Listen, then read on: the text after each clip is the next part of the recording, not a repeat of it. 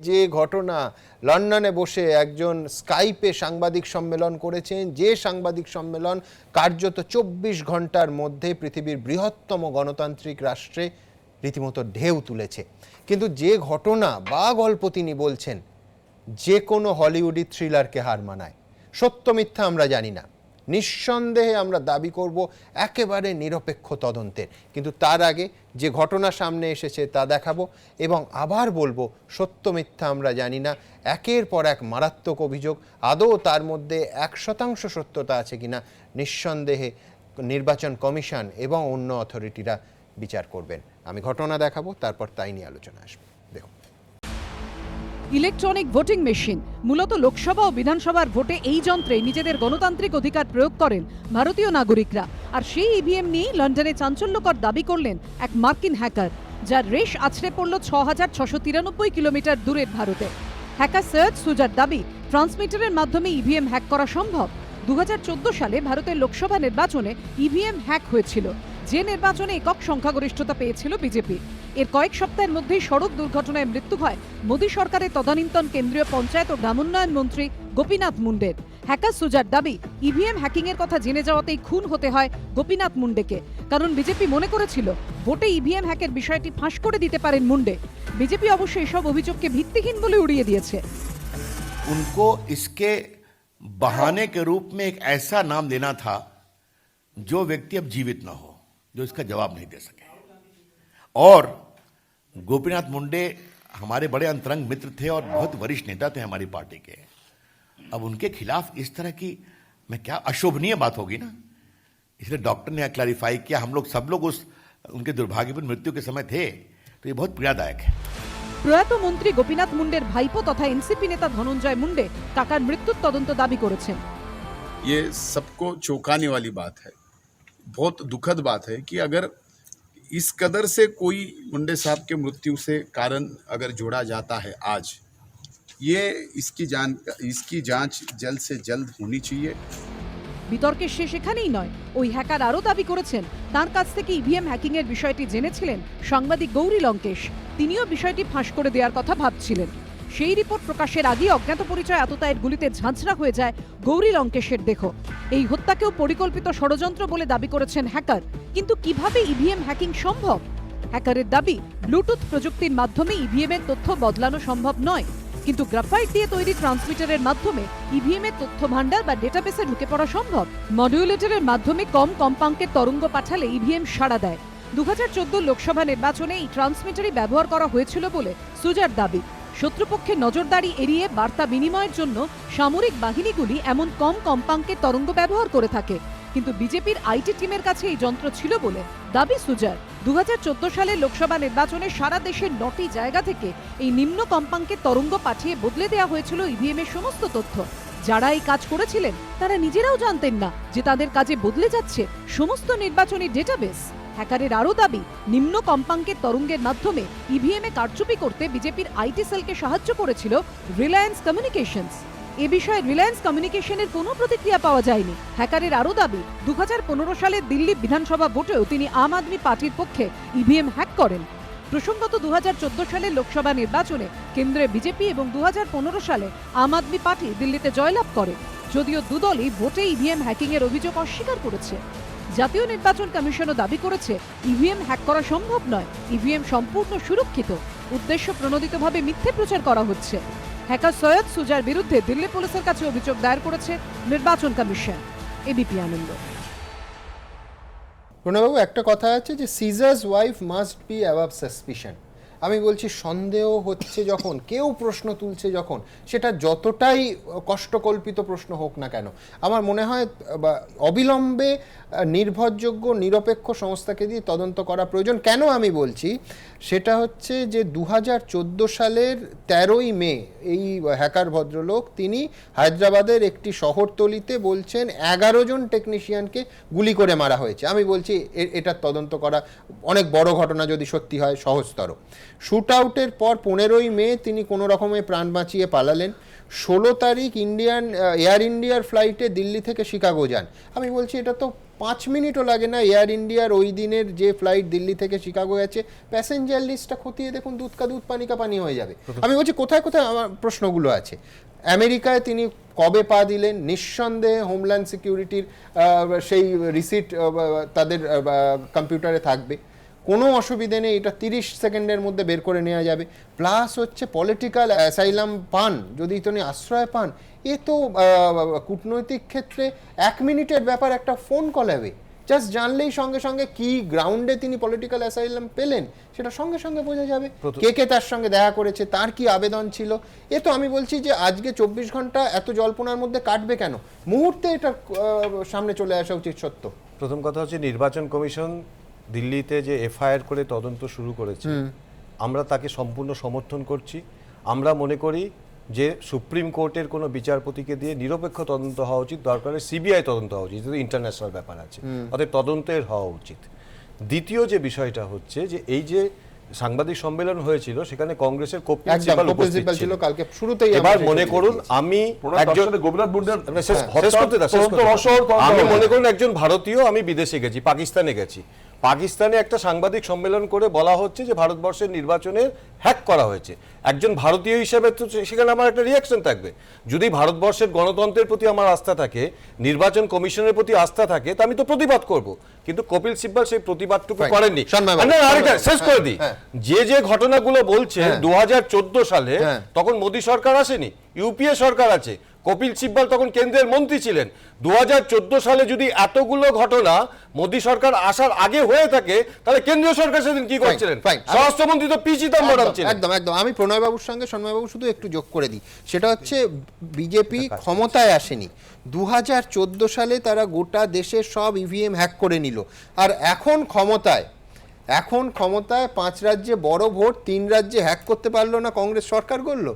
আমি বলছি, আমি যদি হ্যাকের থিওরিতে বিশ্বাস করি, ক্ষমতায় না এসে অ্যাবসলিউট মেজরিটি পেয়ে গেল, আর যখন দরকার সামনে ভোট 3 রাজ্যে হেরে ভোট হলো। আমি প্রথম একটা কথা বলবো, সেটা হচ্ছে এই যে পারসেপশনটা যে একটা মেশিন হ্যাকড হচ্ছে, এটা দ্রুত তদন্ত করে ক্লিয়ার করা দরকার, এবং সেখানে যদি যিনি আইডেন্টিফাইড হন সঙ্গে সঙ্গে তাকে জেলে পড়া দরকার। কারণ এই পারসেপশন যদি থাকে, একটা নির্বাচন কমিশন কোটি কোটি টাকা খরচা করে মানুষকে ভোট কেন্দ্রে নিয়ে যাওয়াতে উদ্বুদ্ধ করতে, আর সেইখানে দাঁড়িয়ে যদি এই ধরনের একটা অভিযোগ আসে এবং অভিযোগে যদি সারবত্তা সাধারণ মানুষের ধারণা তৈরি হয়ে যায়, ভোটের দিন তো ভোট দিতে যাবে না তারা, 1 নম্বর। 2 নম্বরে আরেকটা খুব মৌলিক বিষয় এখানে রয়েছে, গোপীনাথ মুন্ডের হত্যা। এটা তো যদি সামান্য সত্যতা আসে, তাহলে তো বলতে হবে যে ফেক এনকাউন্টারের আরেকটা উদাহরণ গুজরাটের 27টার পাশাপাশি আরেকটা আছে,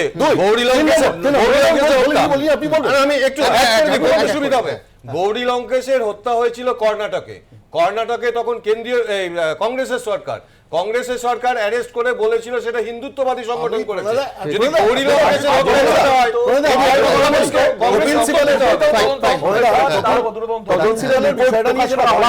কপিল সিবাল ইন্ডিভিজুয়াল ইনভিটেশনে অ্যাজ আ লয়ার ওখানে অ্যাটেন্ড করেছেন। আমি শুধু একটা অন্য কথা বলি, সেটা হচ্ছে চোর ধরা কাজ না, যদি চুরি হচ্ছে এটা ধরিয়ে দেওয়া হয়, তাকে ধরা কাজ। বিজেপি সরকার কিন্তু এখন সেই জায়গা থেকে চলছে। পঙ্কজ আমি গোপীনাথ মুন্ডের পাশে আছি। করে দেশকে অপমান করার জন্য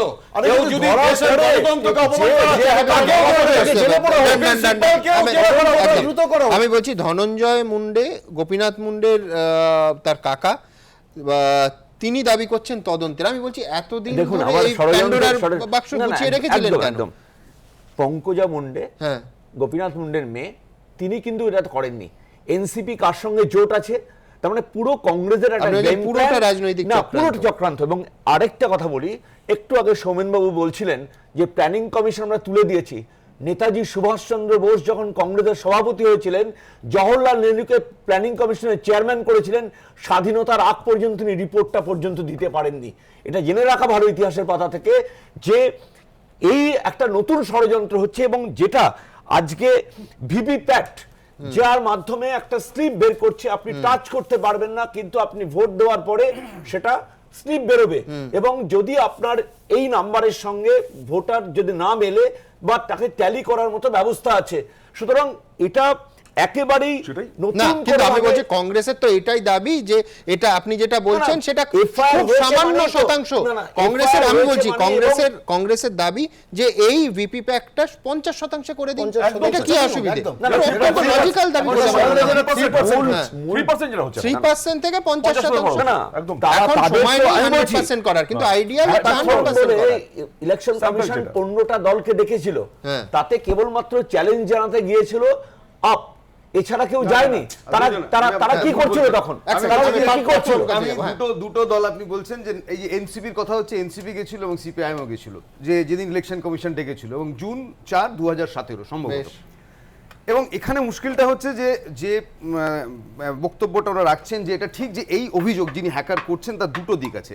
একটা হচ্ছে ইলেকশন কমিশন এফআইআর করেছেন, ডেফিনেটলি ইলেকশন কমিশনের যে মেকানিজম ইভিএম সেটা আক্রান্ত হচ্ছে, তার না, বিশ্বাস। বারবার ওনারা একটা বলছেন যে আমি তো সময় দিয়েছিলাম, তার মধ্যে কেউ চ্যালেঞ্জ করতে আসে। এইবার আমি বলছি স্বচ্ছতার প্রশ্ন কোন জায়গায়, যে যখন ইভিএম মেশিন এটা পরীক্ষার দাবি জানানো হয়, তখন হচ্ছে যে প্রতিনিধি দল গেছিল বামেদের, ইনফ্যাক্ট তারা ইভিএম একটা মাদারবোর্ড থাকে এবং সেই মাদারবোর্ডটার হচ্ছে অ্যাক্সেস করতে চায়, কিন্তু সেই অ্যাক্সেস তারা ডিনাইড হয়েছিল। এমনকি সেই মাদারবোর্ডের সাথে আপনি যদি ওয়্যারলেস ডিভাইসেস যা আছে সেগুলো নিয়ে এক্সপেরিমেন্ট করতে চেয়েছিল। 4 ঘন্টা সময় দিয়েছিল বলাই বাহুল্য, এবং তাতে ঠিক বাচ্চা ছেলেদের যা যা কাজ করতে হয়, দেখুন এখানে টিপে টিপে ভোট এখানে পড়ছে কিনা, ওখানে পড়ছে কিনা, এই কাজটা ওখানে হয়েছে। কিন্তু সেখানে দাঁড়িয়ে আমি বলছি স্বচ্ছতার স্বার্থে নির্বাচন কমিশনের উচিত, যখন এই 130 কোটি দেশের ভোট ইভিএম দিয়ে চলতে হবে, একদম। পেপার দিয়ে হবে না। Caesar's wife must be above suspicion. আমি আরেকটা জিনিস বলে নেবো যে 2013 সালে আমি শুধু দর্শকদের জানাতে চাইবো যে আপনি ওয়্যারলেস কমিউনিকেশনের কথা বলছেন। নির্বাচন কমিশন এবং তাদের টেকনিক্যাল এক্সপার্ট যারা, তারা দাবি করেছেন যে রেডিও ফ্রিকোয়েন্সি দিয়ে, যেটা বলা হচ্ছে যে একটি মোবাইল কোম্পানির ফ্রিকোয়েন্সি দিয়ে এটাকে হ্যাক করা হয়েছে, সেটা সম্ভবই নয়।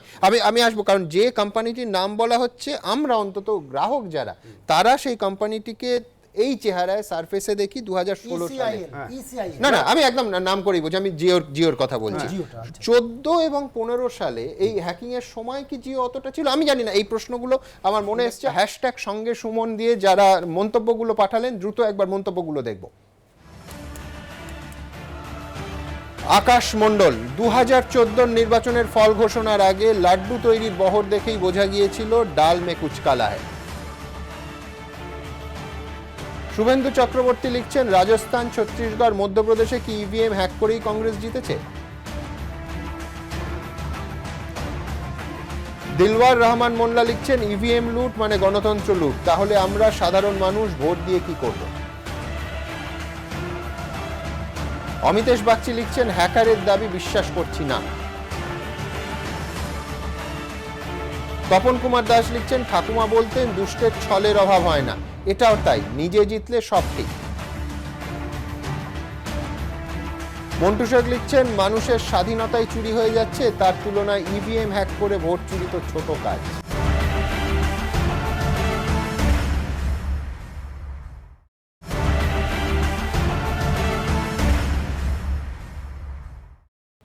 এবার আসবো ষড়যন্ত্রের অভিযোগে। কপিল সিব্বল কেন এই সাংবাদিক সম্মেলনে নিজে উপস্থিত ছিলেন, প্রশ্ন তুলেছে বিজেপি। সাফাই দিয়েছেন কপিল সিব্বল নিজে, প্রশ্নও তুলেছেন পাল্টা। দেখাবো। 2014 সালের লোকসভা নির্বাচনে ইভিএম হ্যাক হয়েছিল। বিজেপির হেভিওয়েট নেতা গোপীনাথ মুন্ডের মৃত্যু দুর্ঘটনা নয়, পরিকল্পিত খুন। সাংবাদিক গৌরী লঙ্কেশ খুনেও ইভিএম হ্যাকিং এর যোগ। ভিডিও কনফারেন্সিং এর মাধ্যমে সাংবাদিক বৈঠকে এমনই একগুচ্ছ চাঞ্চল্যকর দাবি করেছেন হ্যাকার সৈয়দ সুজা, যার জেরে উত্তাল ভারতের রাজনীতি। আর লন্ডনের সেই সাংবাদিক বৈঠকে কংগ্রেস নেতা কপিল সিব্বলের উপস্থিতি গোটা ঘটনায় অন্য মাত্রা যোগ করেছে। বিজেপি দাবি করছে গোটাটাই কংগ্রেসের তৈরি চিত্রনাট্য। किस हैसियत से कपिल सिब्बल वहां उपस्थित थे? कपिल सिब्बल पूरे मामले की कांग्रेस की तरफ से मॉनिटरिंग करने गए थे। इस पूरे आयोजन से क्या 2014 के देश के जनमत का अपमान हो रहा है? কেন তিনি ওই সাংবাদিক বৈঠকে হাজির ছিলেন? দেশে ফিরে মঙ্গলবার তার ব্যাখ্যা দিয়েছেন কংগ্রেসের আইনজীবী সাংসদ। मुझे तो व्यक्तिगत तौर पे इनविटेशन है, मैं तो आशीष रे को जानता हूं और मेरा कोई व्यक्तिगत काम भी था वहां, तो मैं गया था, तो मैंने अटेंड किया। ये जो मुद्दा जो उठा है, ये किसी राजनीतिक दल, एक राजनीतिक दल से जुड़ा हुआ नहीं है। क्या लोकतंत्र यहां बहाल है या नहीं,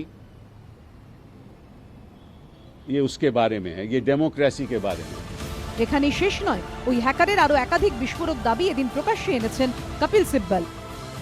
12 मई को इलेक्शन रिजल्ट आ गया तो 13 मई को काकी रेड्डी गेस्ट हाउस में, जो किशन रेड्डी एमएलए के ब्रदर इन लॉ हैं, उनके गेस्ट हाउस में ये वाकया हुआ और 13 मई 2014 में हुआ और 13 लोग वहां शामिल थे और 11 लोगों की हत्या हो गई। अब ये सही है नहीं सही है, इसकी जांच होनी चाहिए। कमरे में किशन रेड्डी आए तो उन्होंने कहा चंपाई अंधेर की, मैं तो जानता नहीं कि इसका मतलब क्या है। ये भी उन्होंने कहा कि उसके बाद फिर 15 तारीख को, क्योंकि मुझे भी गोली लगी थी, शिकागो चले गए और वहां बोला कि मैं 16 दिन डिटेंशन सेंटर में रहा और अस्पताल 18 दिन रहा। Then he also says another thing, that when he inquired, his house was burnt, his parents were also killed. সিব্বলের দাবির প্রেক্ষিতে মুখ খুলেছেন হায়দ্রাবাদের প্রাক্তন বিজেপি বিধায়ক জি কিষাণ रेड्डी।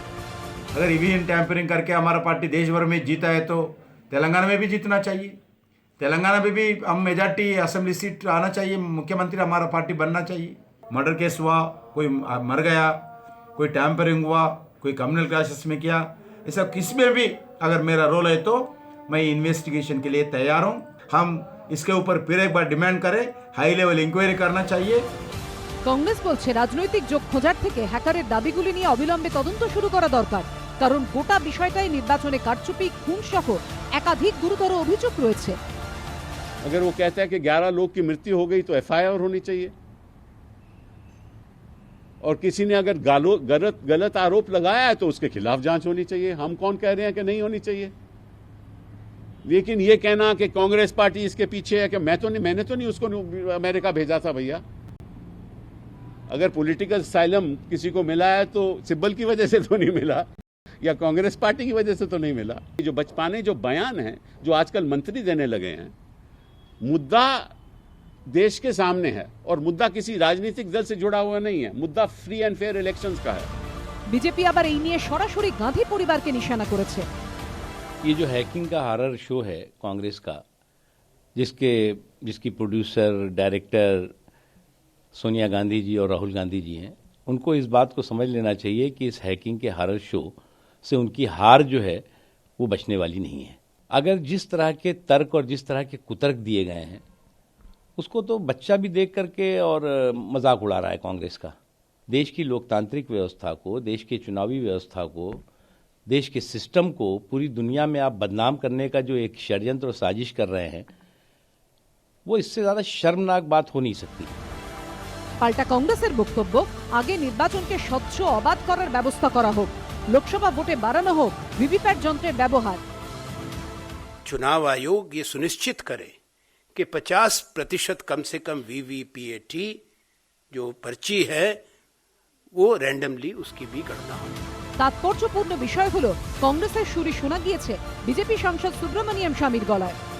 हमारी जो इलेक्ट्रॉनिक वोटिंग मशीन है वो भारत में बनती है, परंतु जो की पार्ट है, जो ब्रेन है उसका चिप, वो जापान में यानी उसकी उत्पादन होती है और वो प्राइवेट कंपनी कर रही है।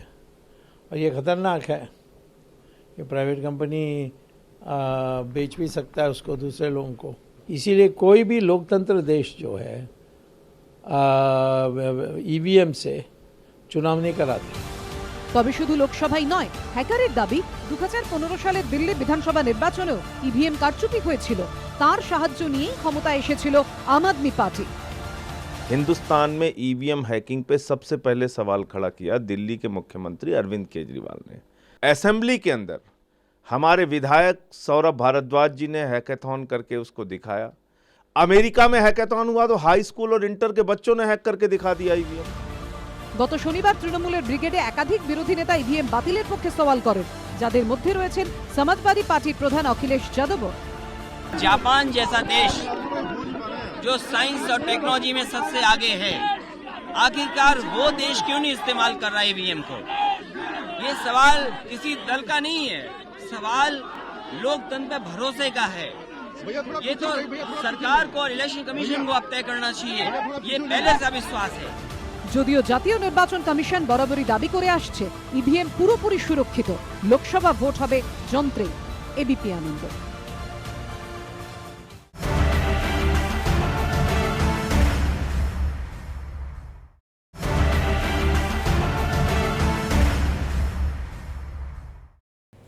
পঙ্কজদা, এই সুজা যা বলছেন সেটা নেটফ্লিক্সের একটা দুর্ধর্ষ প্লট, নাকি একেবারে আষাঢ়ে গল্প, নাকি এর ভেতরে বাস্তবতা আছে? 1% বাস্তবতা থাকলে মারাত্মক, কিন্তু আমি সে তো তদন্ত হলে বোঝা যাবে। কিন্তু ফ্যাক্ট এটা যে গোটা পৃথিবীর সাউথ আফ্রিকা, ভারতের মতো 4টে মাত্র দেশে ইভিএম এই মুহূর্তে চালু রয়েছে। এছাড়া ধরুন 1960 সালে আমেরিকায় প্রথম ইভিএম ব্যবস্থা চালু হয়, তারপরে উঠে যায়, আবার পেপার ব্যালটে গোটা আমেরিকা ব্যাক করে। ব্রেক্সিটের ভোট আমরা দেখলাম, জার্মানি বলুন, হল্যান্ড বলুন, ইংল্যান্ড বলুন, সব জায়গায় আবার সেই পেপার ব্যালট। এমনকি অখিলেশ যেটা একেবারে সঠিক বলছিলেন যে জাপান, যেটা ইলেকট্রনিক্সের শেষ কথা, তারাও ইভিএম চালু করলো, আবার পেপার ব্যালটে ব্যাক করলো।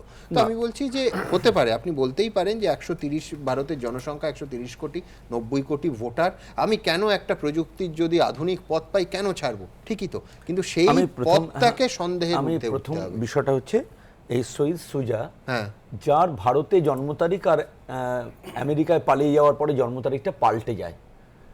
প্রথম কথা, এটা কোত্থেকে পেলেন? এটা এই তথ্যটা আজকে সংবাদপত্রেই এসছে। দ্বিতীয়ত, আপনি যে বলছেন যে ফ্রান্সে সংবাদপত্রের কাছ থেকে আমি জানবো কেন? আমি তো ভারত সরকারের কাছ থেকে এই জবাব এক্সপেক্ট করি যে এই লোকটি ফ্রড কিনা। তার পাসপোর্ট, তার ইয়ে থেকেই সে তথ্যটা এসছে। নাম্বার 1। নাম্বার 2 হচ্ছে ফ্রান্সে 2003 থেকে এটা চালু হয়েছে এবং 2009 থেকে এটা চলছে। এবং বিশেষ করে রাহুল গান্ধীর মামা বাড়ি যেখানে, সেখানে ইটালিতে, সেখানে নেডঅ্যাপ ভোটিং সিস্টেম সেটা 2006 থেকে চালু আছে। দুটো দেশ আমি যেটা দেখেছি এখনো পর্যন্ত, সে হচ্ছে পেরু, ল্যাটিন আমেরিকার পেরু, এবং আমাদের কাছাকাছি হচ্ছে নেপাল, সেখানে ইন্ট্রোডিউস করার পরে উঠে গেছে। বিষয়টা তা নয়, বিষয়টা হচ্ছে আমার বিষয়টা হচ্ছে যে আমাদের মতো বিরাট দেশে এটা চালু যখন হয়েছিল, বিষয়টা হচ্ছে যে সমস্ত আজকে যারা বিরোধী বা সরকারে আছে তারা তো এই পদ্ধতিতে এসছে, মানে হঠাৎ না। কিন্তু আমি বলছি এই প্রশ্ন উঠলে সরকার এত ডিফেন্সিভ হয়ে যাচ্ছে কেন? সরকার খোলা মনে বলুক যে আমি তদন্ত করে মানুষকে তদন্ত হবে তো। রাজনৈতিক দল হিসেবে দুটো দাবিতে আমাদের কোনোটাতেই অসমর্থনে আমরা সমর্থন করছি। যদি সমস্ত রাজনৈতিক দল মনে করে 50% ইয়ে হওয়া উচিত, ভিভিপ্যাট হওয়া উচিত, আমরাও রাজি আছি, কোনো অসুবিধা নেই। সমস্ত রাজনৈতিক দল যদি মনে করে যে ইভিএম পাল্টে আবার ব্যালট আসা উচিত, আমাদের আপত্তির কিছু কারণ নেই। নির্বাচন কমিশন ব্যালটে পঞ্চায়েত নির্বাচনটা দেখেছি, তাহলে পঞ্চায়েত নির্বাচনে ব্যালটে হওয়ার পরে সুষ্ঠু এবং অবাধ নির্বাচন কি হয়? আপনি কি বলছেন যে ইভিএম লুট হয় না, ব্যালট লুট হয়? না,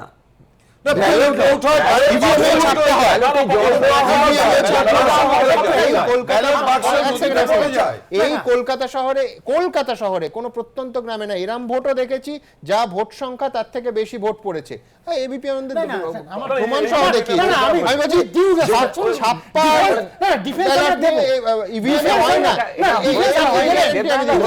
আমার দুটো যুক্তি হয়েছে না, হয় মাত্র দুটো। প্রথম বক্তব্য হচ্ছে যে ডেভেলপ কান্ট্রিগুলো তার প্রায় 95% প্রায় সব ব্যাক টু প্যাভিলিয়ন, আবার সেই ব্যালটে চলে গেছে। প্রশ্নটা হচ্ছে কেন গেছে? নিশ্চয়ই জনসংখ্যা কম, মানে এক। দ্বিতীয় বলছে জনসংখ্যা। আচ্ছা, জনসংখ্যা মানে 30 কোটি 35 কোটি জনসংখ্যা করতে হয়। চীন না, চীনে তো ভোট হয় না, চীনের অন্য ব্যাপার। 35 কোটি আমার এখানে জনসংখ্যা। কিন্তু আমি যদি সেই জায়গায় থাকি, আপনার আবার প্রশ্ন হচ্ছে এবারটা হয়তো পারা যাচ্ছে না 50%, কিন্তু কেন আমরা সেই গোড় ই করবো? এর মধ্যে কি আপনারা কি আর একটা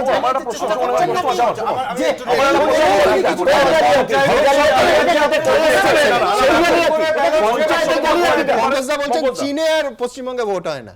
পশ্চিমবঙ্গে ভোট হয় না, মানে মিন করছে পশ্চিমবঙ্গে যথেষ্ট গণতান্ত্রিক পদ্ধতিতে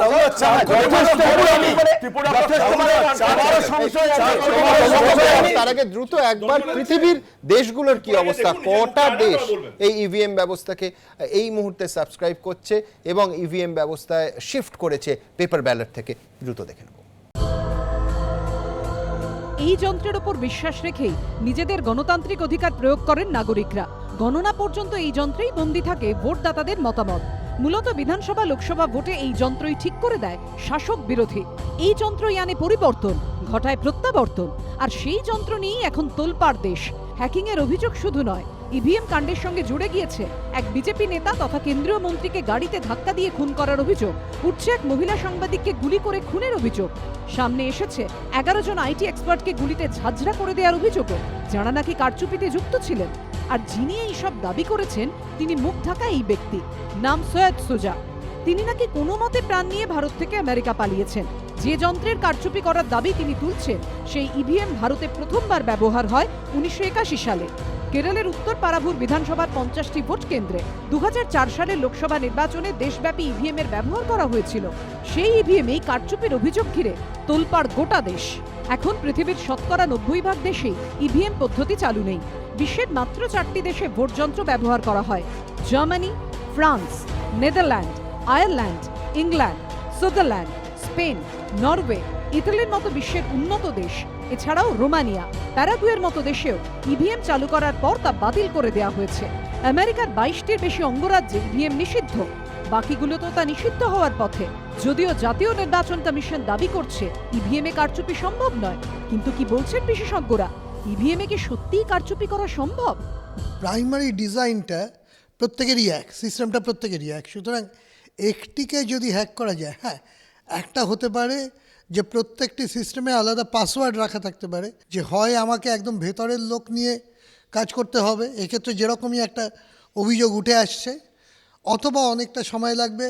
টেস্টিংয়ের যা প্রসেস, সেই একটা একটা অংশে বিভিন্ন ধরনের জায়গায় টেস্ট করে করে বার করতে কি হতে পারে। আমি একে ইনস্ট্রাকশন দিচ্ছি এর ভাষাটা জেনে নিয়ে, যে এই ঘটলে এই কাজ করো। তার জন্য ডিজাইন চেঞ্জ হয় না, এর প্রোগ্রাম চেঞ্জ হয়। হ্যাকার দাবি করেছেন ট্রান্সমিটারের মাধ্যমে ইভিএম এর তথ্য ভান্ডার বা ডেটাবেসে ঢুকে পড়া যায়। এমনটা যে অসম্ভব নয় তা মানছেন বিশেষজ্ঞদের একাংশ। ইলেকট্রনিক ডিভাইসকে যদি আপনি কমিউনিকেট করতে পারেন, অর্থাৎ একটা ইভিএম একে যদি কমিউনিকেট করতে পারেন রিমোট কোনো জায়গা থেকে, নর্মালি যেমন আমরা দেখি যে মোবাইল ফোনের ক্ষেত্রে একটা ডেফিনিট ফ্রিকোয়েন্সি ইউজ করে একটা মোবাইল থেকে আরেকটা মোবাইল কমিউনিকেট করা হয়। সিমিলারলি ওই ইভিএমের মধ্যে যে ইলেকট্রনিক ডিভাইসটা আছে সেটাকে যদি আমরা একটা রিমোটলি কন্ট্রোল করতে পারি, এখানে যেমন একটা বলা হয়েছে একটা মডুলেটর দিয়ে একটা স্পেসিফিক ফ্রিকোয়েন্সি, সেখানে একটি টেলিকম সংস্থা নাকি তাদের সাহায্য করেছে, সেই ফ্রিকোয়েন্সিটা দিয়ে যদি ওর সাথে আমি কমিউনিকেট করতে পারি, তাহলে কিন্তু আমাদের এই প্রসেসটা করা সম্ভব। ভিডিও কনফারেন্সিং এর মাধ্যমে যিনি ইভিএম কারচুপির অভিযোগ সামনে এনেছেন, সেই হ্যাকার সৈয়দ সুজার দাবি তিনি 2009 থেকে 2014 পর্যন্ত ইলেকট্রনিক্স কর্পোরেশন অফ ইন্ডিয়া লিমিটেডে কাজ করতেন। ইভিএম নিয়ে কাজ করে এমন একটি ইঞ্জিনিয়ারিং টিমের সদস্য ছিলেন তিনি। সেই সুবাদেই ভোট যন্ত্রের খুঁটিনাটি তার লোকদর্পণে।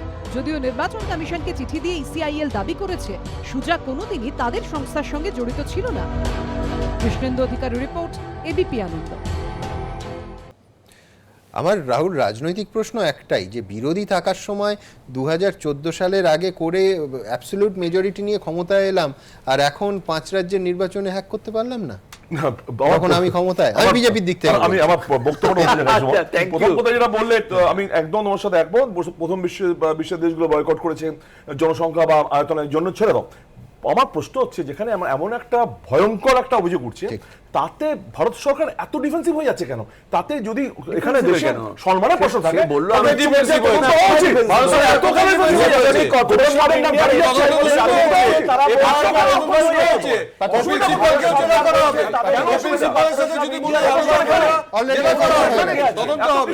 আমি শুধু দুটো বিষয় বলবো, যে এক, যে এটা ঠিক যে আমাদের গণতন্ত্রকে যদি ডেভেলপ করার প্রশ্ন হয়, তাহলে নির্বাচন কমিশন এবং সরকার আরো বেশি সদর্থক ভূমিকা নিতে হবে। আমি একটা পয়েন্ট মেনশন করতে চাই, যে 2013 সালে বিষয়টা সুপ্রিম কোর্ট অবধি গড়ায়, এবং সুপ্রিম কোর্টে এটা ঠিক হয় যে হেন্সফোর্থ ভিভিপ্যাট মেশিন এটা ব্যবহার করতে হবে।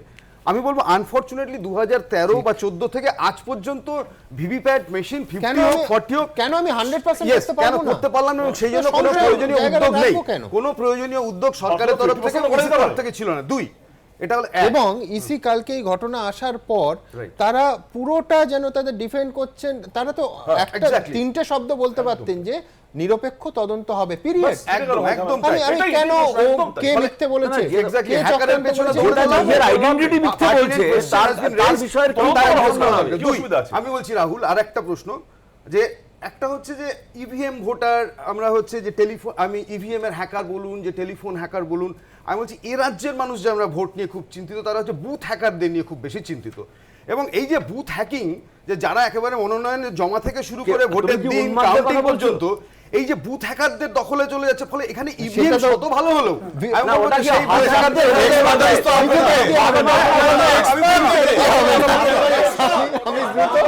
হ্যাশট্যাগ সঙ্গে সুমন দিয়ে অসংখ্য মন্তব্য আসছে, আমাদের মার্জনা করবেন, সব মন্তব্য নিতে পারবো না, দ্রুত আরো কয়েকটা মন্তব্য নিয়ে নেন। রঞ্জন মিত্র তিনি লিখছেন, গণতন্ত্রকে রক্ষা করতে ইভিএম এর বিকল্প নেই।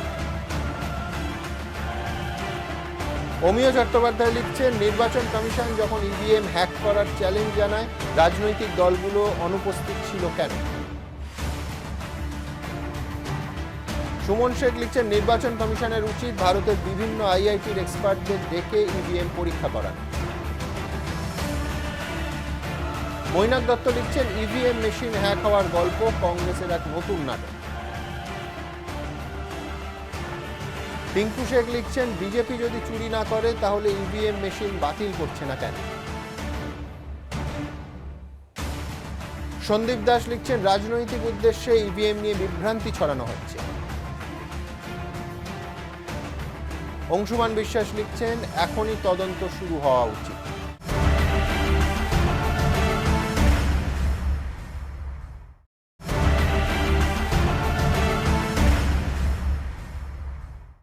রবীন্দ্রনাথ লিখছেন, তখনকার সম্রাটের রথ যত বড় জমকালো হোক, এখনকার রেলগাড়ির মতো তাতে বহু গাড়ির দ্বন্দ্ব সমাজ ছিল না। এহেন ভারতের লাইফ লাইন যে রেল, তাতে সবার এবার রাজনীতি। লোকসভা ভোটের আগে রেল মন্ত্রকের একটি নির্দেশিকা ঘিরে, মানে এই নির্দেশিকাটি ঘিরে এবার বিতর্ক চরমে। লোকসভা কেন্দ্র ধরে ধরে রেলের সাফল্যের খতিয়ান নাকি তুলে ধরা হবে মানুষের কাছে। আর এখানেই প্রশ্ন, রেলের টাকায়, মানে সাধারণ মানুষের টাকায় যাত্রী সুরক্ষা, যাত্রী স্বাচ্ছন্দ্যে নজর দেওয়ার বদলে সরকারের কাজের প্রচার কেন হবে? তাও রীতিমতো ঘোষণা করে যে এই খতিয়ান শুধুমাত্র 2014 সালের পর থেকে। শুরুতেই আপনাদের দেখাবো এবার রেল নিয়ে রাজনীতির অভিযোগ। রেল নামলো ভোট টানতে, দেখুন।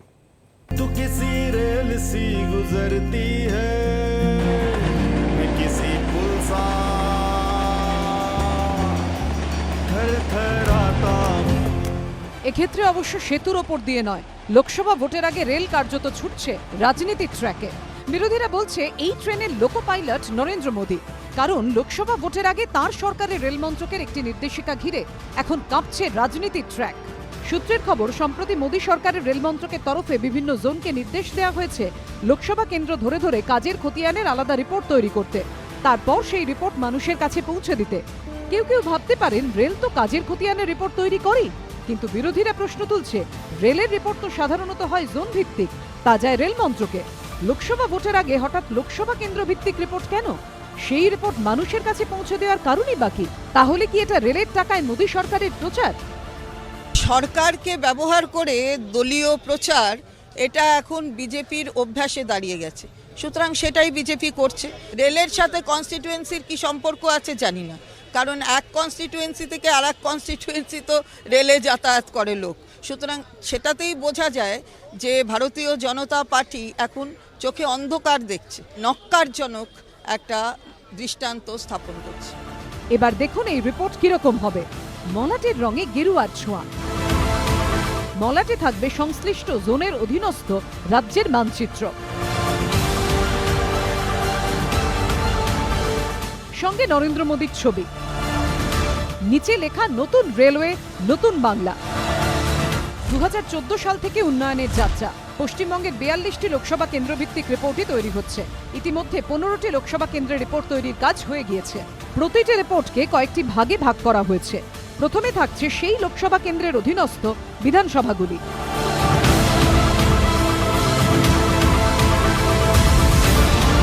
গত 4 বছরে লোকসভা কেন্দ্রে কি কি কাজ সম্পূর্ণ হয়েছে, অন্যান্য কাজ এবং কি কি কাজ চলছে। বিরোধীদের দাবি, রিপোর্ট কোথায়? এ তো মোদী সরকারের 4 বছরের কাজের প্রচার। তাদের প্রশ্ন, যাত্রী স্বাচ্ছন্দ্য কিংবা যাত্রী সুরক্ষায় আরও বেশি অর্থ বরাদ্দের পরিবর্তে 2014 থেকে কি কি কাজ হয়েছে তার খতিয়ান তুলে ধরতে করদাতাদের অর্থ ব্যয়ের মানে কি? ভারতীয় রেলের বয়স 166 বছর। তাহলে মোদী সরকারের রেলের বিজ্ঞাপনে 2014 থেকে উন্নয়নের পথে লেখা কেন? তার আগে কি রেল পিছুচ্ছিল? 2014 থেকে এগোতে শুরু করেছে। ভারতীয় রেল আমাদের দেশে একটা গুরুত্বপূর্ণ পরিষেবা ক্ষেত্র। এর আগে এরকম কোনো ধরনের leaflet constituency wise, parliamentary constituency wise 4 বছরের ভোটের মুখে হয়েছে বলে আমার জানা নেই। এটা নজিরবিহীন। তো নির্লজ্জভাবে সরকারি পয়সা খরচা করে, জনগণের পয়সা খরচা করে আজকে দলীয় স্বার্থ রক্ষা করার জন্য এই পথ বেছে নিয়েছে। বিজেপি অবশ্য এর মধ্যে কিছুই অন্যায় দেখছে না। রেলওয়ে দপ্তর বলবেন যে রেলওয়ের তো একটা বিজ্ঞাপনের বাজেট রয়েছে, এটা তো তাদের নিজেদের যে সাফল্য তার বিজ্ঞাপন, এতে তো অন্যায় কিছু বলে আমি দেখছি না। এ বিষয়ে পূর্ব রেলের মুখ্য জনসংযোগ আধিকারিকের সঙ্গে যোগাযোগ করা হলে তিনি কিছু বলতে চাননি। রেল ভারতীয়দের নিত্য জীবনের অঙ্গ, তাই তো রেলের রেল বারবার অমুক টানে, জায়গা পায় রেলেও। এবার কি রেল নামলো ভোটের রাজনীতিতেও? অরিত্রিক ভট্টাচার্যের রিপোর্ট, এবিপি আনন্দ।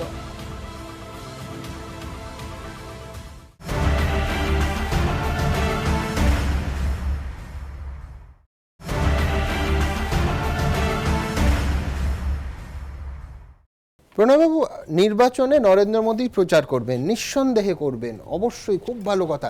বই ছাপিয়ে করুন, লিফলেট করে করুন, যেটা রেলের কাছে শোনা যাচ্ছিল, পোস্টার করুন, হোর্ডিং করুন, কিন্তু পার্টির টাকায় করুন। আমি বলছি সাধারণ মানুষের টাকায়, রেলের টাকায় তো যাত্রী নিরাপত্তা, যাত্রী স্বাচ্ছন্দ্য, তা যাত্রী পরিষেবাতে ব্যয় হবে। আজকে এই অনুষ্ঠান করতে আসছি, আমি দেখলাম একটি চ্যানেল চালাচ্ছে যে একটা অত্যন্ত ভিভিআইপি ট্রেন, সেইখানে দুরন্ত এক্সপ্রেসের ডাকাতি।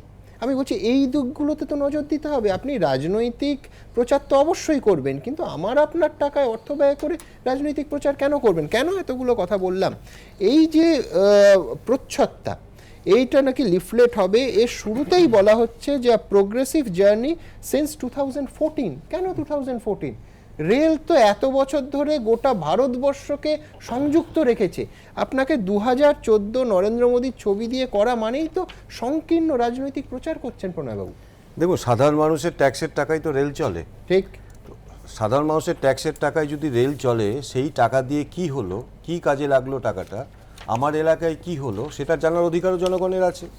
2014 সালের আগের যারা সরকারে ছিলেন, তারা যদি এই প্রয়োজনীয়তাকে অনুভব না করে থাকেন, জনগণের কাছে যে তাদের যে দায়বদ্ধতা, সেই দায়বদ্ধতা যদি তারা স্বীকার না করে, বলুন এই সরকার জনগণের কাছে দায়বদ্ধ। কোন নতুন কেন্দ্রীয় সরকার 2014 সালে আসলো, রেলের দায় শুধুমাত্র 14 থেকে 18 খতিয়ান দেয়া? আমি কেন বলছি দেখুন, আমার তো এইটা পুরো জিনিসটা পড়ে মনে হচ্ছে, দর্শকদেরও মনে হবে যে জিএম আর এজিএমরা ভোটে দাঁড়াবেন।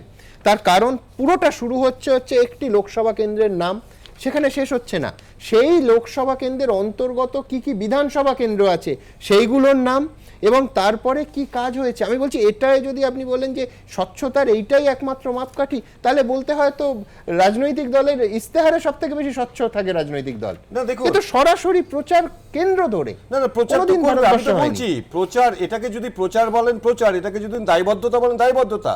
তার কারণ আমি জনগণের টাকা নিয়ে খরচা করছি, আমি সেই টাকাটা কিভাবে খরচা করলাম, জনগণের কি কাজে লাগলো, আপনার বিধানসভায় কি কাজ হয়েছে, সেটা জানার অধিকার তো জনগণের আছে। আগের সরকারগুলো যদি সেই সুযোগ জনগণকে দিয়ে না থাকে, সেটা তাদের ব্যর্থতা। আমরা যখন বলেছি সবকা সাথ সবকা বিকাশ, যখন যেই স্লোগান দিয়ে যখন এই সরকার এসেছিল, তো 2014 সালের পর থেকে আমরা সবকা সাথ সবকা বিকাশ, বিকাশের কোন জায়গায় পৌঁছালাম, কোন বিধানসভায় পৌঁছালাম, কোন পার্লামেন্টে কতটা কাজ করলাম, এটা আমাদের দায়বদ্ধতা আছে জনগণের প্রতি, সেই জন্য এটা করা হচ্ছে। এর মধ্যে কোনো রাজনীতি নেই। এই যে বলেন একজন মন্ত্রী দেখছেন, বলছিলেন সরকারি টাকায় দলের প্রচার, এই কয়েকদিন আগে বারাসাতে আমি সেদিন যে মিটিংটা ছিল সেটা সরকারি মিটিং ছিল, মুখ্য সচিব বসেছিলেন, ওখানে ডিজি বসেছিলেন, সেই সভাতে দাঁড়িয়ে এবং খরচাটাও সরকারের টাকায় হয়েছে, মানে জনগণের ট্যাক্সের টাকায় মঞ্চটা তৈরি হয়েছে, মাইক বাঁধা হয়েছিল। সেখানে দাঁড়িয়ে মাননীয় মুখ্যমন্ত্রী যখন নরেন্দ্র মোদীর নাম তুলে রাজনৈতিক প্রচার করলেন, তখন সেটা কোথা থেকে এসেছিল? অর্থাৎ সরকারি টাকায় দলীয় প্রচার। পঞ্চায়েত নির্বাচনে এক প্রশ্ন হয়েছে, বিরোধীরা প্রচার করতে পারলো না, প্রশাসনিক বৈঠকের নামে মুখ্যমন্ত্রী আপনারা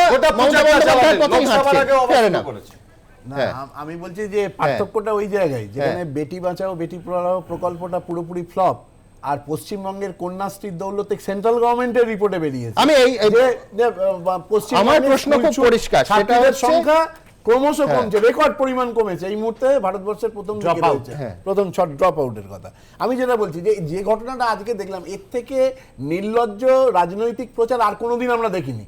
তৃণমূল কংগ্রেসের থেকেও তো মাননীয় মমতা বন্দ্যোপাধ্যায় বাদেও অনেকে রেলমন্ত্রী ছিলেন, কোনো সময় রেলের টাকা খরচ করে তার ছবি দিয়ে বিজ্ঞাপন কোথাও কোনোদিন হয়নি। এই ধরনের প্রচার খুব স্বাভাবিকভাবে এটা প্রমাণ করছে যে রেলকে নিয়েও একটা রাজনীতি হচ্ছে। আপনি ভাবুন কি আমরা দেখছি এমন জায়গায় রেলপথের উনি প্রচার করছেন যে রেলপথে যে গ্রামে মাত্র 20 জন মানুষ থাকে, 13 কিলোমিটার একটা উড়ালপুল প্রচারের জন্য তিনি আসছেন 3000 কিমি উজিয়ে। আপনি ভাবুন যে 55টা দেশ ভ্রমণ করেছেন, 2000 কোটি টাকা তো গেছে। আমার প্রশ্নটা খুব পরিষ্কার, সেটা হচ্ছে ব্রিটিশ আমলে ভারতীয় রেলপথ পাতা হয়েছিল যে গোটা দেশটাকে জোড়ার জন্য, এক্স্যাক্টলি, এবং তার শুধুমাত্র যে ভৌগোলিক বিষয় ছিল না, সেটা সম্পূর্ণ একটা সামাজিক আন্দোলনের চেহারা না। আমি বলছি এই যে বিকেন্দ্রীকরণ, আমি ভালো খারাপ আপনারা বলবেন, কিন্তু এ তো এক ধরনের বিকেন্দ্রীকরণ হচ্ছে। মানে আমি কনস্টিটিউয়েন্সি, এমনকি বিধানসভা কনস্টিটিউয়েন্সিতে রেল কি কি কাজ করেছে এইটার প্রচার হচ্ছে। আমি সেই জায়গাটাতে বলছি যে প্লাস, তাহলে আমি যদি এটাকে ধরে নিই এটা রেলের কথাই বলা হচ্ছে, তাহলে এই কথাটাও তো থাকা উচিত রেলের বিজ্ঞাপনে। আজকেই রানাঘাটে রেলের কারশেডে 6 জন বিদ্যুৎপৃষ্ট হয়েছে। মানে এই 2018 নভেম্বরে তৃণাঙ্কুর নাগ, বাংলার একজন প্রতিভাবান ব্যাডমিন্টন খেলোয়াড়, তিনি রেলের কর্মী ছিলেন, তিনি ওভারহেড তার সারাতে গিয়ে বিদ্যুৎপৃষ্ট হয়ে তার মৃত্যু হয়েছিল। কদিন আগে আমরা দেখলাম যে এখানে এই মেট্রো রেলের যে কামরা জ্বলন্ত অবস্থায় একটা স্টেশন দৌড়ে গেল, এগুলো থাকবে তো? সাঁতরাগাছিতে পদপৃষ্ট হয়ে 2 জনের মৃত্যু হলো, একাধিক স্টেশনের ওভারব্রিজে এসে পড়লো। তাহলে তো যদি ধরুন বিজ্ঞাপন ধরনের বিষয় থাকলে সাফল্য থাকলে ব্যর্থতাও তো থাকতে হবে। রেলকে ব্যর্থতা আছে, এটা তো রেল অস্বীকার করেনি। আপনি যে ঘটনাগুলো দেখলেন সবগুলো ঘটনার তদন্ত হয়েছে এবং স্টেপ নেওয়া হয়েছে, এবং ব্যর্থতা কোথায়, ব্যর্থতা থেকেই তো শিক্ষা নিয়েছে রেল। ব্যর্থতা কোথায় আছে এবং আমার প্রশ্ন পরিষ্কার, সেটা হচ্ছে ধরুন যে অর্থ এবং যে মনোযোগ প্রচারে দেয়া হচ্ছে, সেই মনোযোগ খাবারের কোয়ালিটি। এই কিছুদিন আগে একটা বড় বিক্ষোভ হয়ে গেল হাওড়া স্টেশনে, যাত্রী সুরক্ষা। আমি বললাম আজকেই দুরন্ত এক্সপ্রেসে ডাকাতির খবর সবকটা সর্বভারতীয় চ্যানেলে আমি দেখছিলাম। আমি বলছি সেইখানে দেওয়া যেত না? এটা কি রেলের কাজ? এটা প্রায়োরিটি? দেখুন, এর সাথে আরেকটা জিনিস, আমি কয়েকটা ঘটনা ঘটেছে এর মধ্যে। একজন যাত্রী, সে ট্রেনে যাচ্ছিল, তার বেবি ফুড ছিল না, সে একটা অ্যাপের মাধ্যমে, আমাদের রেল মিনিস্ট্রির একটা অ্যাপ আছে, সেখানে একটা খবর দেয়, পরের স্টেশনে তার দুধ পৌঁছে গেছে। এই ঘটনাও ঘটেছে, এবং এরকম অত্যাধুনিক অনেক জিনিস ঘটেছে যেটা রেল নতুন ভাবে নিয়ে এসছে। আজকে রেলের টিকিট কাটা, আজকে আপনি ভাবুন তো, আজ থেকে 10 বছর আগে সেই রেলের লাইনে দাঁড়িয়ে টিকিট কাটা, আর আজকে আপনি একটা মোবাইল থেকে কাটতে পারছেন। অর্থাৎ আমার একটা প্রশ্ন উঠছে, সেটা হচ্ছে যে আপনি কথাটা বললেন যে বিজেপির টাকায় নিশ্চয়ই তারা নির্বাচনী প্রচার করতে পারে, তাহলে কোথাও কি ফান্ডে কম পড়লো? কারণ কিছুদিন আগে আপনাদেরও স্মরণে আছে যে বার্ক সমস্ত ভারতবর্ষের টিভি চ্যানেলে বিজ্ঞাপনের কথা বারবার ধরে প্রচার করে, কারা শীর্ষে রয়েছে। 2018 10ই নভেম্বর থেকে 16ই নভেম্বর বিজেপির বিজ্ঞাপন সর্বভারতীয় চ্যানেলে অফিসিয়াল আছে, আমাদের সেই সভাটা প্রশাসনিক বৈঠক, দলীয় সভা, বিজেপি ব্রিগেডের সভাটা প্রশাসনিক বৈঠক কিনা, রেল বিজ্ঞাপন কিনা প্রশ্ন। ফাইন, আমি বিশ্বনাথ বাবুর কাছে যাব। বিশ্বনাথ বাবু, আপনার মনে থাকবে যে রেল বাজেট যখন একেবারে আনুষ্ঠানিকভাবে কেন্দ্রীয় বাজেটের আগে সম্প্রচারিত হতো, বিরাট অনুষ্ঠান হতো, আলাদা করে সেটা সম্প্রচার করা হতো, আমাদের সবসময় সমালোচনা থাকতো ঐতিহাসিকভাবে যে রেল বাজেটের দিন রেলমন্ত্রীরা হঠাৎ প্রাদেশিক হয়ে যান, শুধু নিজেদের প্রদেশকে সবথেকে বেশি প্রকল্প দেন, সবথেকে বেশি ফান্ড দেন, ইত্যাদি ইত্যাদি। আমি বলছি এটাই সমালোচনা হতো যে আখেলে কিন্তু রেলের ক্ষতি হচ্ছে। সেখানে রেল দফতর আসন ধরে ধরে প্রচার করছে প্রধানমন্ত্রীর মুখ দিয়ে। আমি বলছি কিভাবে দেখছেন এটা? নিঃসন্দেহে অভূতপূর্ব। দেখুন রেল একসময় জাতি মানে সবসময়ই ভারতবর্ষের জাতীয় সংহতির প্রতীক হিসেবে দেখা হয়। ফলে জাতীয় সংহতির প্রতীককে যদি আমি রাজনীতির প্রতীকে পরিণত করি তাহলে অত্যন্ত দুর্ভাগ্যজনক।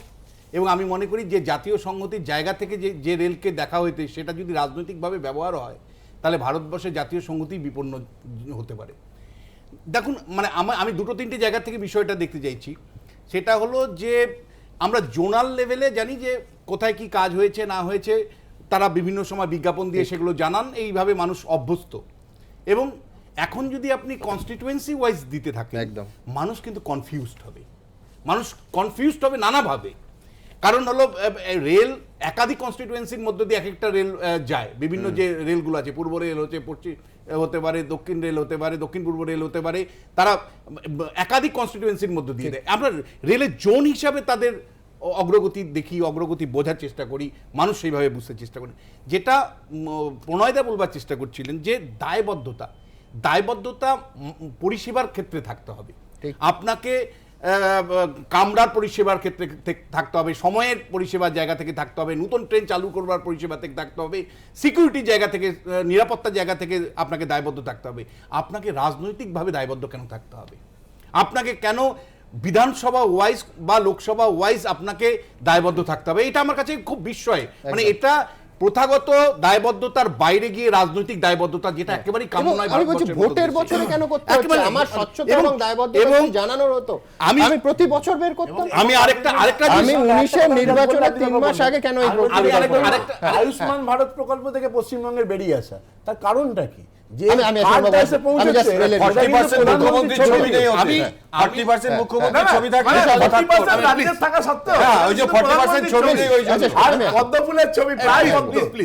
আমি দ্বিতীয় যেটা আমার কাছে সমস্যা, যেটা যে 14 সাল কেন? ধরুন আমি যদি রেলের যদি সত্যি যদি আমি পরিবর্তন, আমি মনে করি যে জোনের থেকে আমি এবার চেঞ্জ করলাম, তাহলে তো আমাকে পরিষ্কার বলতে হবে যে অতীতে কি হয়েছে, আজ কি হচ্ছে। আপনি হঠাৎ করে যখন 14 সালটাকে টানছেন, তার মানে আপনি পলিটিক্যালি সেটাকে মোটিভেটেড হয়ে রেলটাকে ব্যবহার করতে চাইছেন, যেটা অবজেকশনেবল। যেই প্রশ্নটা আমাদের কাছে রেলের প্রজেক্টে আপনি 14 মানে মোদি আমলে কি হয়েছে সেটা অনগোয়িং প্রজেক্ট, একদম তাই পলিটিক্যালি আপনি ব্যবহার করতে চাইছেন। মানে রেলের কনজিউমারদের যদি রেলের পরিষেবা যদি পলিটিসাইজড হয়, তাহলে আমি আপনাকে বলছি ভারতবর্ষের মতন দেশের কিন্তু সংহতি বিপন্ন হওয়ার একদম। এবং দেখবেন রেলকে ধরে রাজ্য এবং মানে রাজ্যের শাসক বা কেন্দ্রের শাসক এই লড়াই নতুন করে হয়ে যাবে। মানে আমি বলছি অশান্তির আগুনও ছড়াতে পারে। আমি দ্রুত হ্যাশট্যাগ সঙ্গে সুমন দিয়ে যারা এই বিষয়ে তাদের মন্তব্য পাঠিয়েছেন দ্রুত একটা মন্তব্য করে নেব। মিহির গুপ্ত তিনি লিখছেন, জনগণের টাকায় ভোটের প্রচার, সর্বস্তরে নিন্দা হওয়া উচিত। দীপ ঘোষ লিখছেন, রেল একটি প্রতিষ্ঠান, তারা যদি তাদের এলাকা ভিত্তিক সাফল্য প্রচার করে তাতে আপত্তির কি আছে? সুবীর আচার্য চৌধুরী লিখছেন, দুর্ভাগ্যজনকভাবে মোদী সরকার কোনো প্রতিষ্ঠানকেই রাজনীতির বাইরে রাখছে না। অমিয় চট্টোপাধ্যায় লিখছেন, রাজনীতি নয়, যাত্রী স্বার্থে এবং পরিষেবার মান উন্নত করুক রেল। সুমন শেখ লিখছেন, সিবিআই ইডির পর এবার রেলকেও ব্যবহার করা শুরু হলো শুধুমাত্র ভোটের ময়দানে ফায়দা তোলার জন্য। সন্দীপ গুহ লিখছেন, রেল কেন্দ্রের অধীনে, রেল যদি কোনো প্রকল্প রূপায়ণ করে থাকে তা কেন্দ্রেরই সাফল্য, তবে প্রচারটা রেলের মাধ্যমে না হলেই ভালো। অংশুমান বিশ্বাস লিখছেন, বিজেপি সমস্ত সংস্থাকে নিজের স্বার্থে ব্যবহার করছে। প্রদীপ পোরেল লিখছেন, ক্ষমতাচ্যুত হতে চলেছে বুঝতে পেরে বিজেপি এখন খড়কুটো খুঁজছে। অজয় রায় লিখছেন, আগে খাবারের মান, চুরি ছিনতাই আর সমানুবর্তিতার দিকে নজর দিক রেল, রাজনীতির প্রচার ভারতীয় রেল করবে কেন? আমি স্বরূপবাবুর কাছে যাব। স্বরূপবাবু, আমার প্রশ্ন খুব পরিষ্কার। দেখবেন প্রচ্ছদেই একেবারে লেখা আছে, আ প্রোগ্রেসিভ জার্নি সিন্স 2014। আমি বলছি এর আগে রেল কি উল্টো দিকে দৌড়চ্ছিল? রেল এইভাবে রাজনৈতিক কেন্দ্রে নতুন সরকার আসার সময় ভাগ করতে পারে যে প্রি 2014 আর পোস্ট 2014? সুমনবাবু একটা কথা বলি, ফিগারগুলো যেটা দিচ্ছে সেটা নিয়ে দেখলাম কোনো বিতর্ক নেই, অর্থাৎ ফিগার ঠিক দিচ্ছে। বিতর্ক হচ্ছে পারসেপশনে। পারসেপশন যে আমাদের বিরোধী তার একটা রকম পারসেপশন হচ্ছে, যে আমাদের পক্ষে তার একটা রকম পারসেপশন হচ্ছে। Perception can differ. কিন্তু 2013-14 থেকে 16-17 রেল লাইন যে ডবলের বেশি নির্মাণ হয়েছে সেটা তথ্য দিয়ে প্রমাণ করা যায়। প্রমাণ করুন। আমি বলছি এই বিতর্কে রেল ঢুকলে তখন এনডিএ 1 এবং এনডিএ 2 এর রেল মন্ত্রীরাও চলে আসবেন তাদের তথ্য পরিসংখ্যান নিয়ে। তথ্য নিয়ে বললাম 13-14 থেকে 16-17 প্রায় ডবলের বেশি রেল লাইন নির্মাণ হয়েছে। আইআরসিটিসির রেজিস্ট্রেশনের গ্রোথ হচ্ছে প্রায় 32%। আপনার 1253 আনম্যান্ড যে আপনার এই আছে লেভেল ক্রসিং, সেটাকে নির্মূল করা হয়েছে। মানে কি মারাত্মক বিষয় বলছেন আপনি? ভাবুন, বাজপেয়ীর সময় কোনো কাজ হয়নি, এই সমস্ত কাজ হয়েছে 2014 পরে মোদী সরকারের সময়। কাউকে ভালো বললে কাউকে খারাপ বলা না, হয় তার মানে তো এনডিএ এর সময় করা যায়নি, ইউপিএ তো বাদই দিন, কোনো কাজই হয়নি আপনি বলছেন।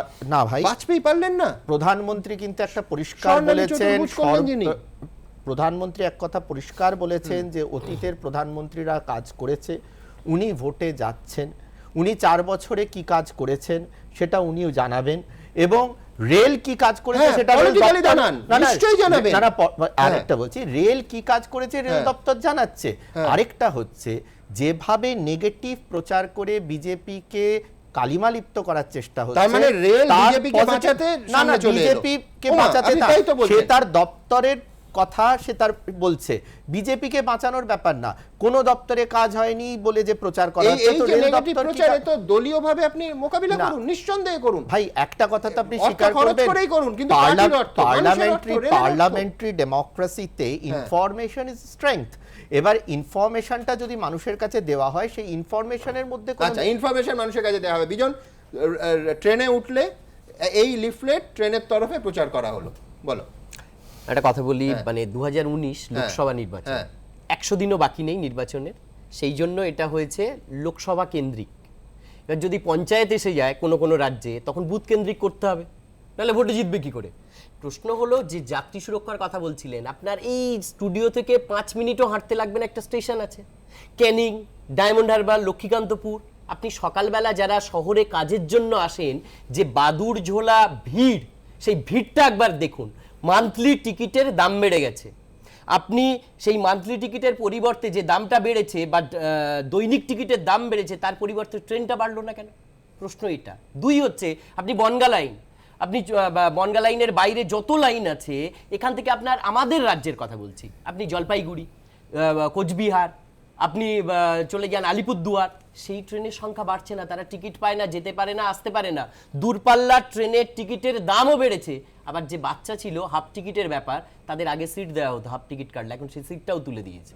খুব মজার ব্যাপার। একটু আগে বলছিল ডিজিটাল ইন্ডিয়ার কথা, যে এই ট্রেনের টিকিট এরকম হয়েছে, অ্যাপস হয়েছে, হয়েছে।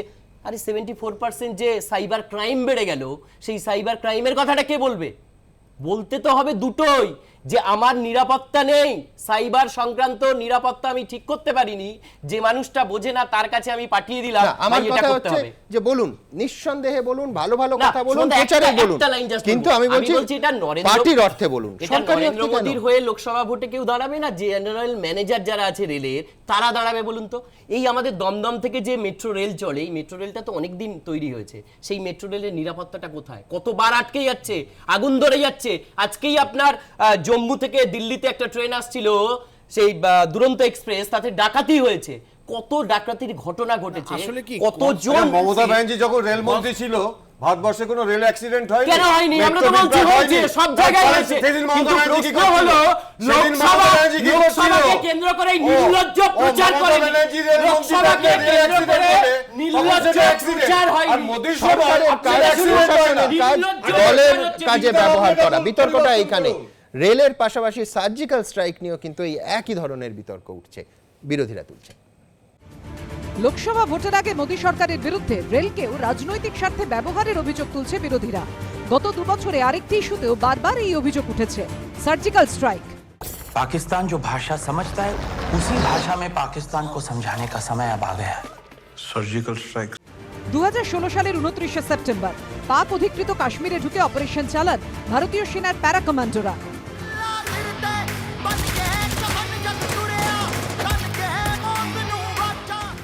জঙ্গিদের লঞ্চপ্যাড গুড়িয়ে দিয়ে উড়ি হামলার বদলা নেন তারা।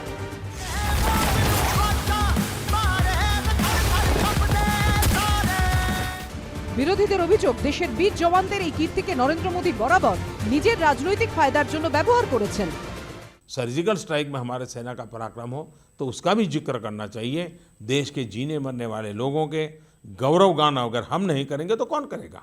युद्ध लड़ने की ताकत नहीं है, पीठ पर वार करने के प्रयास होते हो तो ये मोदी है,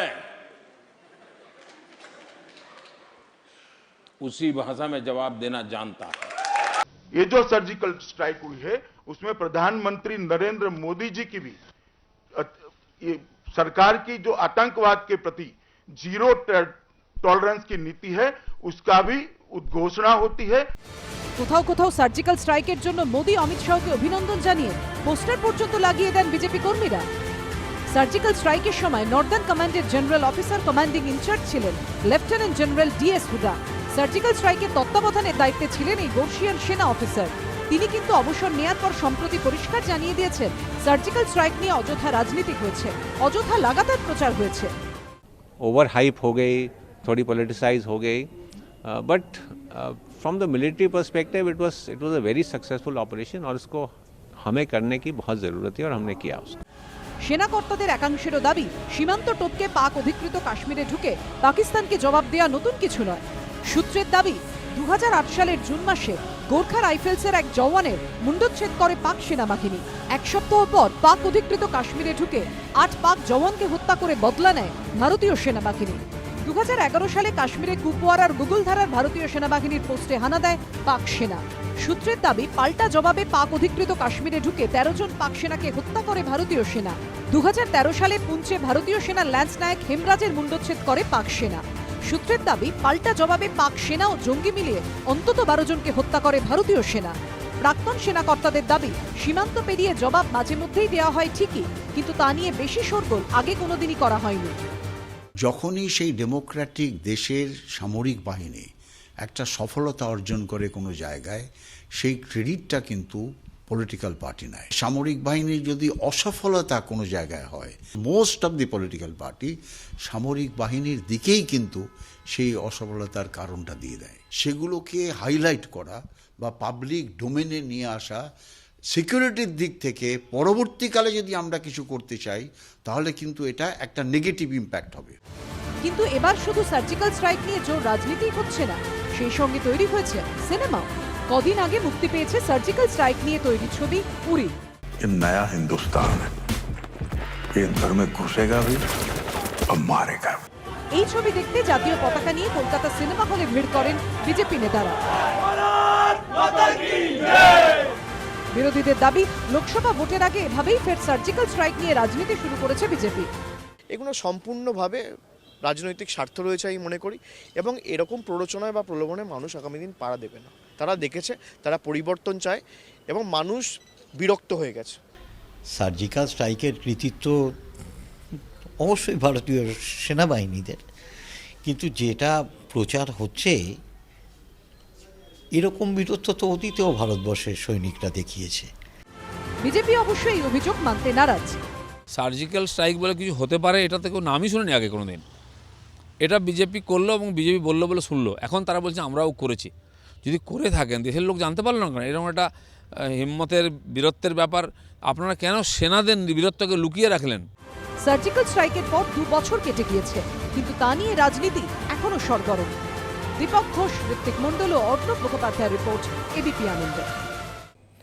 প্রণব, সার্জিক্যাল স্ট্রাইক নিয়ে বিতর্কটা যে দিল্লির রামলীলা ময়দান থেকে জাতীয় কর্মসমিতির বৈঠকে দলের সাফল্য হিসেবে কেন তুলে ধরা হবে? এ তো নিখাত সেনাবাহিনীর সাফল্য, তাকে দলের পাবলিসিটির উপকরণ কেন করা হবে? প্রাণ দিচ্ছেন জওয়ানরা আর পাবলিসিটি কুড়বে রাজনৈতিক দল। দেখুন, গত মাসে যখন প্রধানমন্ত্রী ইউএনআইকে যে সাক্ষাৎকার দিয়েছিলেন তাকেও এই প্রশ্ন করা হয়েছিল। ওই সময়টা প্রধানমন্ত্রী বিস্তৃতভাবে যা যা ঘটেছিল ঘন্টা অনুযায়ী বলেছিলেন কি কি ঘটেছিল। তো প্রধানমন্ত্রীর কথা অনুযায়ী 12টার সময় ভারতের সেনাবাহিনী পাকিস্তানকে জানিয়েছে যে আমি তোমার এলাকায় ঢুকেছি এবং এই করেছি। তারপরে ভারতীয় সেনাবাহিনীর পক্ষ থেকে একটা প্রেস কনফারেন্স করা হয়েছিল। তার আগে অবধি কিন্তু কেউ এই নিয়ে কিছু করেনি। ভারতীয় সেনাবাহিনী প্রেস কনফারেন্স করার পরে কংগ্রেস দলের পক্ষ থেকে সেই সার্জিক্যাল স্ট্রাইক হয়েছে কিনা তাতে সন্দেহ প্রকাশ করা হয়েছিল। আমি রাজনীতি শুরু কিন্তু এখান থেকে হলো।